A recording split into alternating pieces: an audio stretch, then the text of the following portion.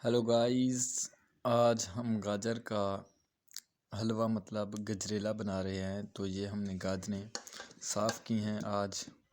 तो इसकी कटाई के बाद हम इसका आपको गजरेला बना के दिखाएंगे। हमारे होटल में ये तैयार की जाती है, मतलब रेस्टोरेंट में, रहज़फ रेस्टोरेंट।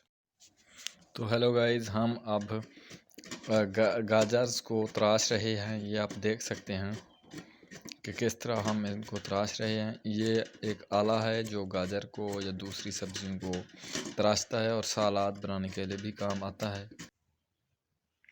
तो गाइस, हम यहाँ पर हम इनको काट चुके हैं कुछ हद तक, बाकी कुछ रहती भी हैं वो रखी हुई हैं।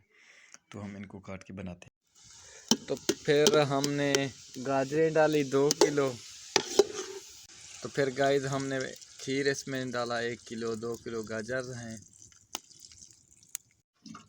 तो फिर गाइस हमने ढक्कन इसको दे दिया ताकि दम से पक जाए, घुल मिल जाए और पेस्ट इनका बन जाए ताकि।